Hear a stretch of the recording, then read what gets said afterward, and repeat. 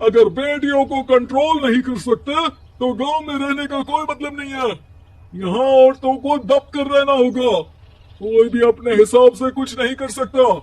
सब ईश्वर की मर्जी से ही होगा। तभी गांव का एक आदमी दौड़ा दौड़ा आता है। सरपंच साहब, जमींदार साहब, वो कालिया है ना, उसकी बेटी पढ़ने के लिए शहर जा रही है। अच्छा, ये कब हो गया? और कालिया की हिम्मत कैसे हो गई ऐसा करने की? लेकर आओ उसे और उसकी बेटी को। बस फिर क्या था, हाजिर हो जाते हैं कालिया और उसकी बेटी सरपंच के सामने। और कालिया, ये क्या सुनने में आ रहा है? बेटी को इंजीनियर बना रहा है तू? और ये बता, गांव में तो स्कूल नहीं है, फिर कहां से इतनी क्लास पास कर गई तेरी बेटी?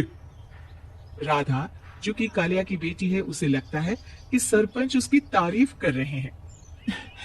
सरपंच जी, मैंने ऑनलाइन पढ़ाई की है, डिस्टेंस लर्निंग से।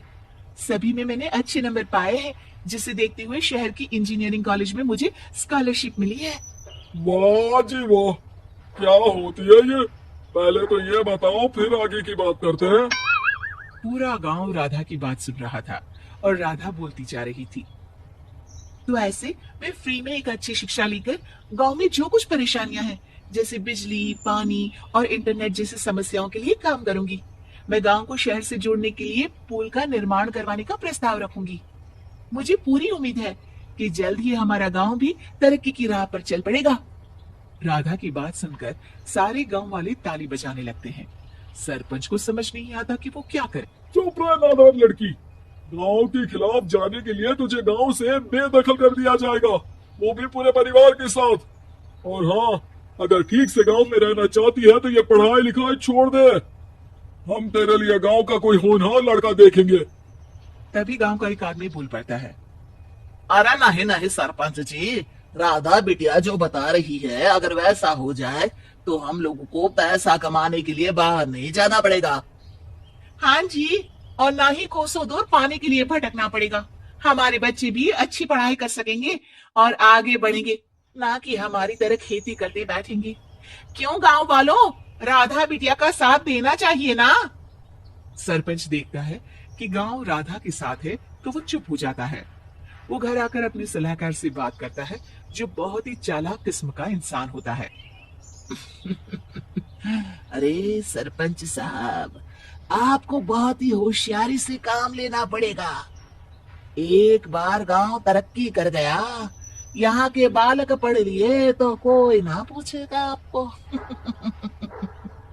और फिर ये जो बेटा और बेटी है ना आपके, इनको भी आम लोगों की तरह ही जीवन जीना होगा।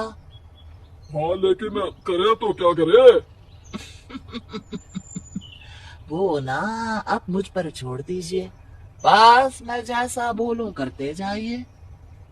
अगले रोज सुबह जब गांव वाले सोकर उठते हैं तो राधा के घर के बाहर और साथ ही वो लोग जिन्होंने राधा का सपोर्ट किया था, उनके घर के आगे लाल रंग से कल आऊंगी लिखा होता है।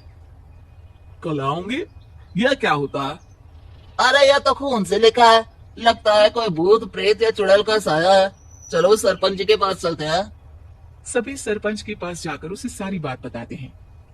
और ये तो बड़ी मुश्किल की बात है। चलो, मैं एक बाबा को जानता हूँ, उन्हें बुला लेता हूँ। सरपंच बाबा को लेकर गांव के घर के बाहर जाता है। ओहो, तो ये वो चुड़ैल है जो उन लोगों को निशाना बनाते हैं जो गांव को बदलने का सपना देखते हैं। वो गांव को ऐसे ही संपन्न देखना चाहती है। वो नहीं चाहती कि कोई बाहरी यहाँ का कायाकल्प करे।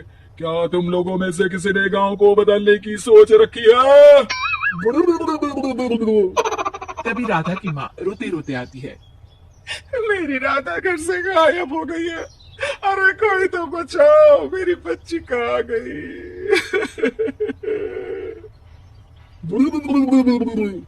ले गई वो चुड़ैल, तेरी बच्ची को ले गई। अब वो उसे श्रापित करके छोड़ेगी, उस पर चुड़ैल का साया हो जाएगा। तभी बुरी सी हालत में राधा भी वहां आ जाती है। उसके बाल चुड़ैल की तरह फैले होते हैं और कपड़ों में खून लगा होता है। सभी राधा को देखकर डर जाते हैं। माँ, पता नहीं मुझे कौन उठा कर ले गया था। अरे दूर दूर हो जा चुड़ैल, अब हम लोग इस गांव में नहीं रुकेंगे। अरे कैसी बातें कर रहे हैं आप? कल तो आप मेरे भरोसे गांव का हुलिया बदलने, अपने बच्चों को पढ़ाने और तरक्की उन्नति की बात कर रहे थे, तो आज क्या हो गया आपको? ये फिर तुम लोगों को बहकाएगी। ये चुड़ैल गांव में आ चुकी है, ऐसे ही ये तुम्हारे घर के बच्चों को भी ले जाएगी।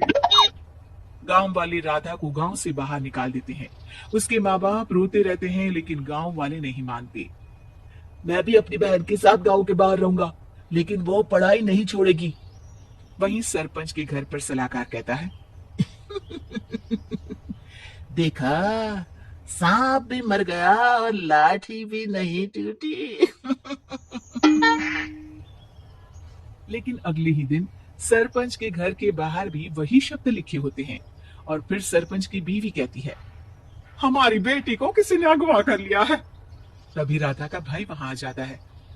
अरे गांव वालों, मैंने सरपंच जी की बेटी को देखा था, वो चुड़ैल उसे उठाकर ले जा रही थी। अरे क्या मजाक कर रहे हो? नहीं नहीं सरपंच जी, आप नहीं जानते, वो चुड़ैल अब आपकी बेटी में आ जाएगी, जैसे राधा के अंदर आ गई थी। तभी सरपंच की बेटी वैसी ही हालत में वहां आती है जैसे राधा आई थी। पापा, पता नहीं कैसे मैं गायब हो गई थी। चुड़ैल, इसके अंदर भी चुड़ैल का साया है, मारो इसे। अरे नहीं नहीं, इसे भी राधा के पास गांव के बाहर ही भेज दो। अरे चुप रहो, मेरी बेटी कहीं नहीं जाएगी, और चुड़ैल बुड़ैल कुछ नहीं होता है। अरे कैसे बात कर रहे हो सरपंच जी? आप तो बोल रहे थे कि आपका फैसला भगवान का ज्ञान होता है, तो अपने पर बात आई तो अब आप ऐसे बोल रहे हैं। अरे ना ना ना, आपको अपनी बेटी को त्यागना ही होगा। अरे बुलाओ बाबा को। राधा का भाई बाबा को ले आता है, जिसे अब गांव वालों के डर के कारण सच बोलना पड़ता है। मैं कोई बाबा नहीं हूँ, मैं तो मोची था। ये सलाहकार महोदय ने मुझे कहा था एक्टिंग करने को, वो मुझे पैसे देने वाले हैं। अब मुझे माफ कर दो। गलती हो गई, मुझे माफ कर दो। तभी वहां राधा आ जाती है।